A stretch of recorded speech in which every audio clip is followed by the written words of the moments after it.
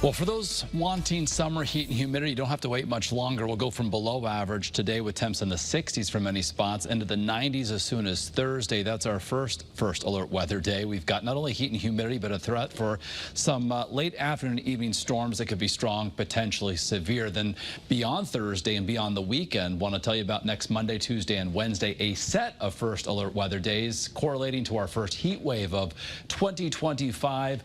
In that time span, we're looking at extreme heat, record-breaking heat. When you factor in oppressive levels of humidity, it's a dangerous combination. Heat index values could go well over 100 degrees. So a lot to track, of course, over the coming days. You can do so always from the WFSB First Alert Weather app. When it comes to next week, all of these numbers, these are the record highs for our climate reporting stations, Hartford and Bridgeport, for the 23rd, 24th, and 25th of June. These could all be tied or broken again, and that humidity is going to make it feel even hotter. Right now, it's 62, a southeast wind at 7, looking live from Waterbury.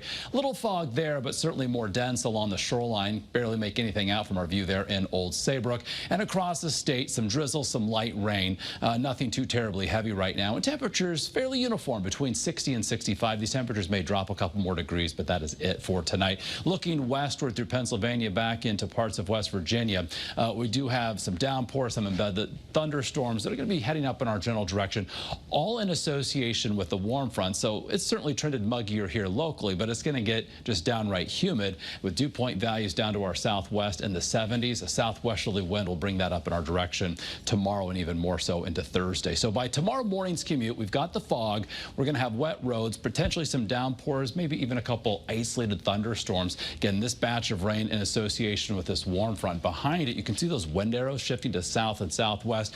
Partial clearing will help boost temperatures to the 75 to 80 degree range, and will also run the risk for some late afternoon, evening pop-up variety showers and storms. Temps tomorrow, 75 again to near 80 inland, low and mid 70s along the 95 corridor. So a little bit closer to what's considered typical or average for this time of year.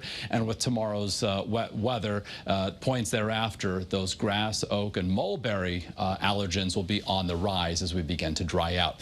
So for our Thursday, 90 or better inland, well into the low and mid 80s along the shoreline. That's the air temperature. When you factor in the humidity, of course, it is going to feel hotter. That's why we've got on the heat risk map moderate, that shade of orange, really border to border here across Connecticut. Heat index values Thursday afternoon pushing the mid, perhaps upper 90s. And from the Storm Prediction Center, the severe risk, that shade of yellow corresponding to a level 2 risk. Note how that encompasses parts of western Connecticut, but then shades down to that level 1. Storms to our west will be on a general weakening trend as they head in our direction in advance of this cold front. So for Thursday by midday, after some morning fog, we're partly to mostly sunny, and then here comes those late day storms with this front again kind of fizzling out as they work across Connecticut. So they could be on the strong, potentially severe side. Behind this front, a big drop in dew point, very comfortable, yet still warm Friday into Saturday. Then those values start to increase a bit as we head into Sunday. On our first alert 7-day, summer officially begins on Friday. It's going to be comfortable with low levels of humidity, highs between 80 and 85,